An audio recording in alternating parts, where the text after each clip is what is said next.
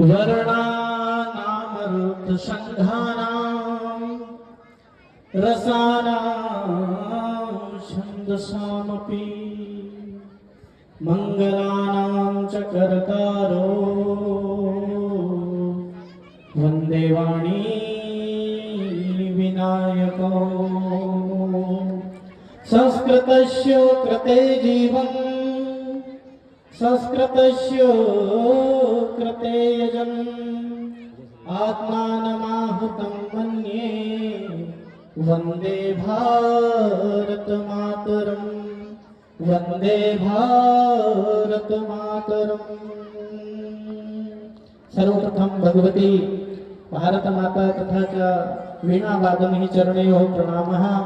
मंचस्थ उपस्थितः श्री राष्ट्रीय स्वयंसेवक जिला संयोग सेवा प्रमुखः श्री मुकेश जी सक्सेना महोदया तथा च मम ज्येष्ठ भगिनी महोदया श्री प्रीति जाधव राष्ट्रीय विश्व हिंदू परिषद सेवा प्रमुखः तथा च संगठन प्रमुखः प्रांत प्रमुखः अपि तथा च द्वादश ग्रामः उपस्थितः सर्वे सामाजिक प्रमुखः उपस्थितः सर्वे सामाजिक बंधुवः।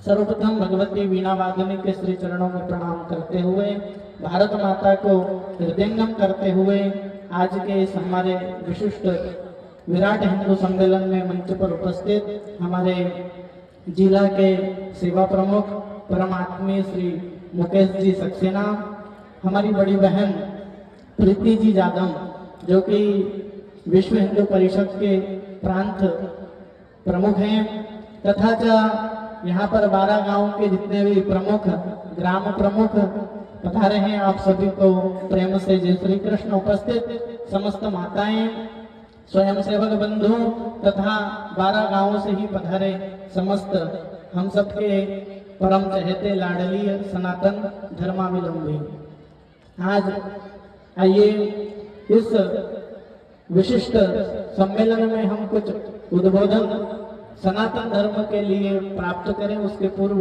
हमारी संस्कृति में भगवत नाम लेना परम आवश्यक माना गया है।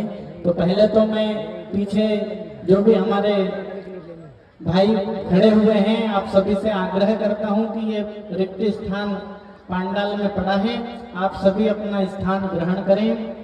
हमारी कथा के क्षेत्र का बड़ा लंबा अंतराल है, इसमें हमें देखने को आया है कि जितनी मातृशक्ति बैठी है उतने ही यहाँ पर पुरुष वर्ग भी आज आए हैं। तो निश्चित ही आप सब सनातन को एकता के सूत्र में ले जाएंगे। आइए प्रेम से 2 मिनट भगवत नाम संकीर्तन। श्री राधे गोविंदा मन भजले हरि का प्यारा नाम है। श्री राधे गोविंदा मन भजले हरि का प्यारा नाम है। गोपाला हरि का प्यारा नाम है, नंदलाला हरि का प्यारा नाम है। इतनी यदि कम ताली यदि आएगी तो हमारा भारत पुनः विश्व गुरु बन नहीं पाएगा, इसलिए माताओं के साथ हमारे पुरुष वर्ग भी श्री राधे गोविंदा मन भजले हरि का प्यारा नाम है।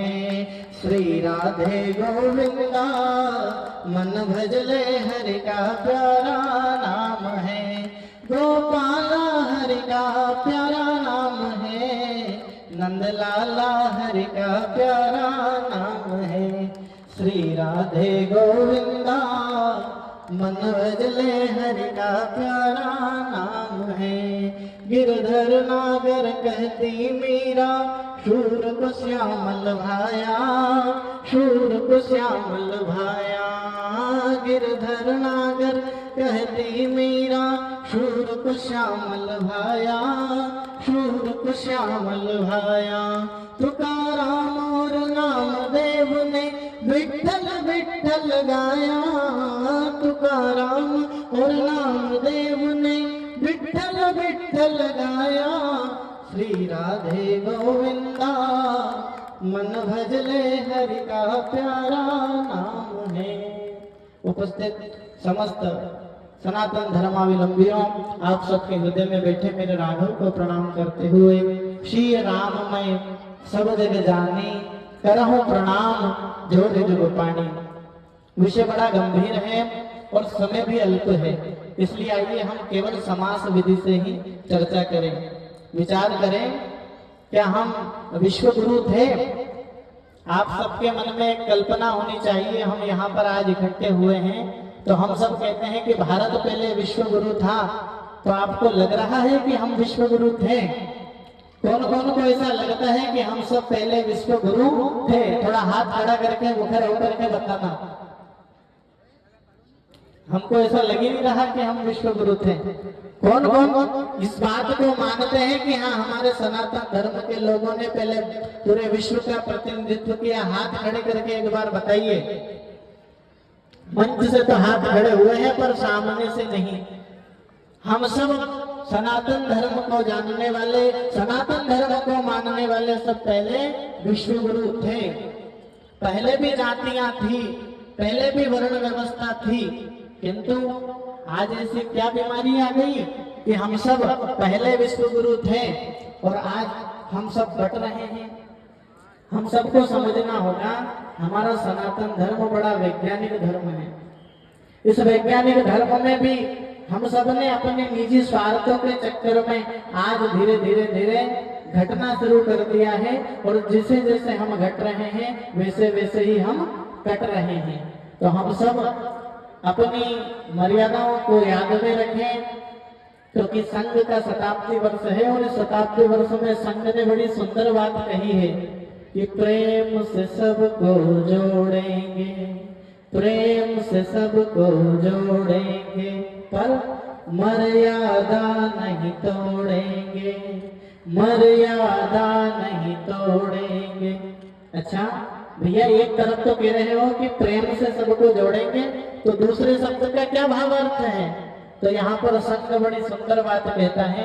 मेरी बड़ी बहन ने अभी जातियों के विषय में कहा। मैं बस इतना आग्रह करता हूँ कि जातियां भी प्राचीन काल में थी जब हम विश्व गुरु थे, और आज भी जातियां हैं जब हम भटक रहे हैं।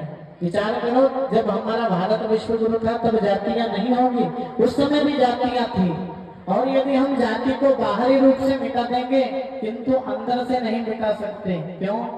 जातियों का ही दूसरा नाम यदि हम देखें तो ब्लड ग्रुप है। हम सबका ब्लड ग्रुप अलग रहता है कि नहीं रहता?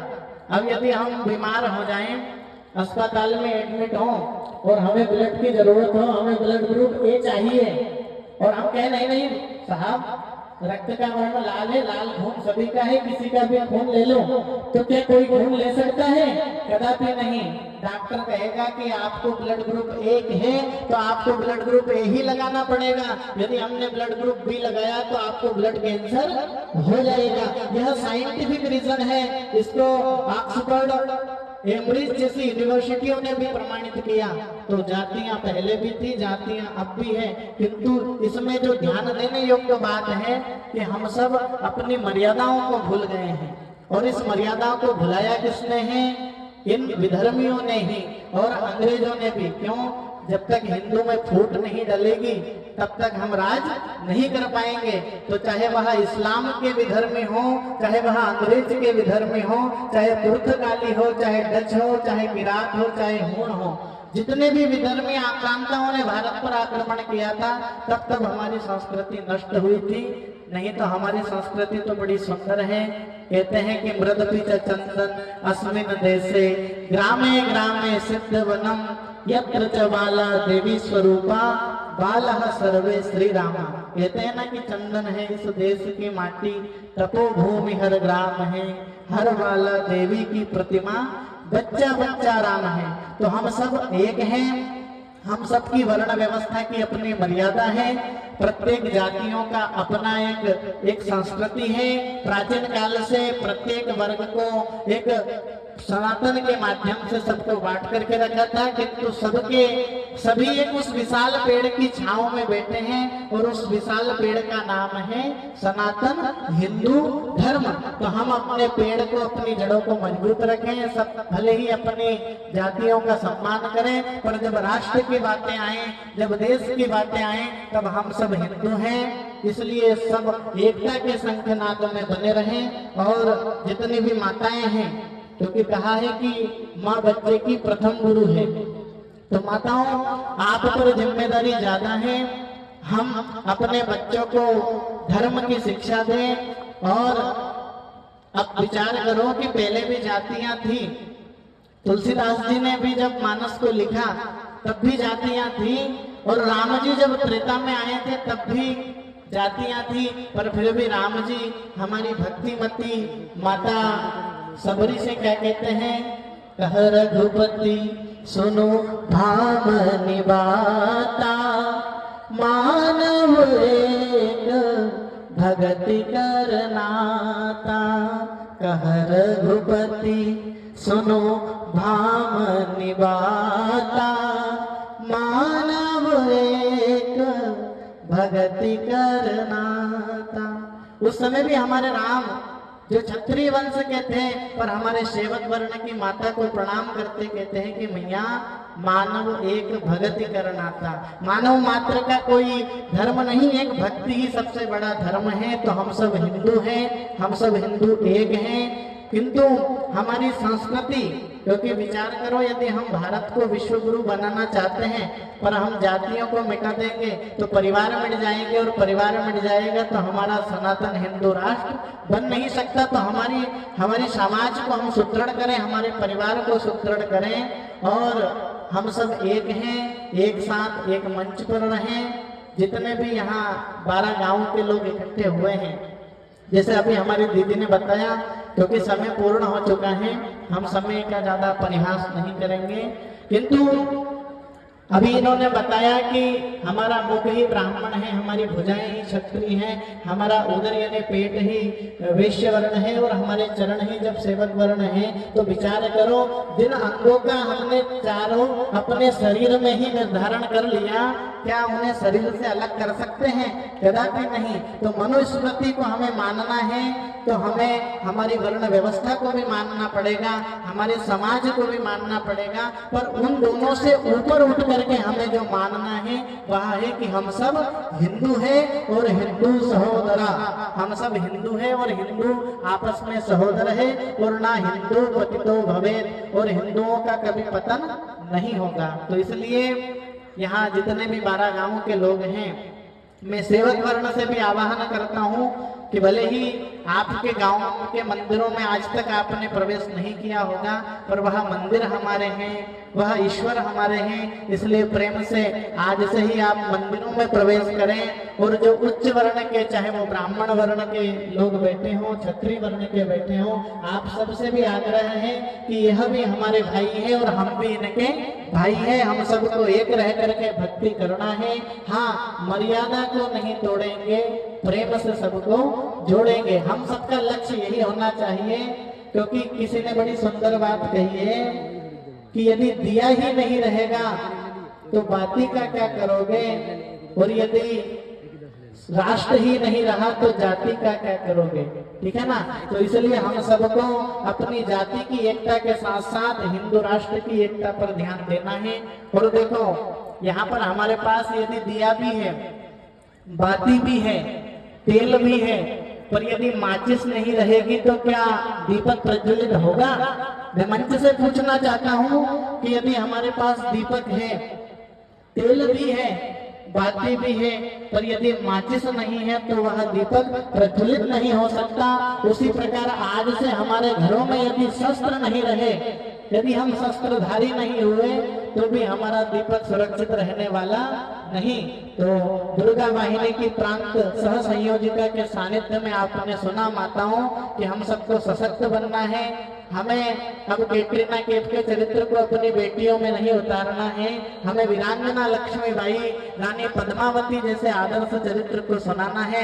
बेटों को भी स्वामी विवेकानंद, गुरु तेग बहादुर, गुरु गोविंद सिंह के चरित्रों को सुनाना है और सनातन राष्ट्र को राष्ट्र भक्ति की ओर, सनातन हिंदू राष्ट्र को विश्व गुरु की ओर ले जाना है। हम सब एक हैं हिंदू, एक मंच पर हम कार्य करें। जितने भी पर्यावरण से संबंधित निर्देश आपको प्राप्त हुए हैं उनको भी समझें, एक मंच पर आए और सब हिंदू एक है, क्योंकि हमारे राम स्वयं कहते हैं कि सी राममय सब जगह जाने।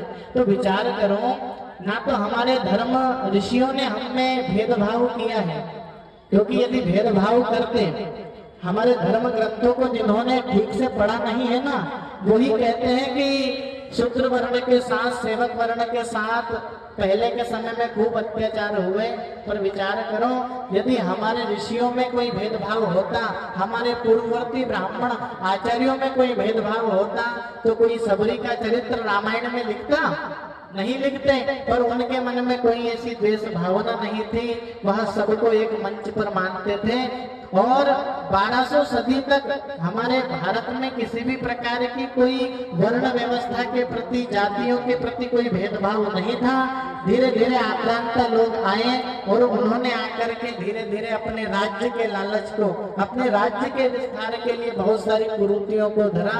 और आप सबने भी पढ़ा है, फूट डालो राज करो की नीति के हम सब गुलाम हुए हैं। इसलिए 1500 सदी से लेकर के 19वीं सदी तक हम इन जातियों की दुर्गंध रूपी बीमारियों से जकड़े रहे हैं। किंतु हम सब भाग्यशाली हैं कि जो हमें ऐसा समय मिला है कि हम सब बिछड़ रहे हैं, तो एकता के लिए संघनाद करने का, ऐसे बैठ करके ऐसे सम्मेलन करने का अवसर मिला। थोड़ा कभी विचार करना, जब अंग्रेजों के गुलाम हुआ करते थे तब आजाद होने के लिए ऐसे बैठ करके वह गोष्ठी नहीं कर पाते थे। उन्होंने अपने देश को आजाद करने के लिए कैसे कैसे गुप्त जगहों पर इकट्ठा होकर के योजनाएं बनाई थी। पर आज तो हमारे पास सभी तरह की संपन्नता है, हम सब एक मंच पर भी बैठ रहे हैं, बड़े बड़े आयोजन भी कर रहे हैं, शासन भी हमें साथ दे रही है। तो संघ के इस उद्देश्य को हम पूरा करें, हिंदू सब एक बने और एक रहेंगे तो हम लंबे रहेंगे और नेक रहेंगे। और यदि अब भी हम बढ़ जाएंगे तो फिर धीरे धीरे भारत से भी हट जाएंगे। इन्हीं वचनों के साथ सभी को जय श्री राम, जय सनातन हिंदू राष्ट्र। गुरु जी के लिए कर्तव्य ध्वनि से स्वागत करें। वास्तव में आपके युवा संत ने एक प्रेरक उद्बोधन और एक आशीर्वचन प्रदान किया है, बहुत संक्षिप्त में। आइए अब जो हमारा मुख्य वक्ता अंतिम है, जो हमारा आकर्षण का केंद्र होता है, जिस उद्देश्य के हम इकट्ठे हुए हैं, धर्म के लिए जिए, समाज के लिए जिए,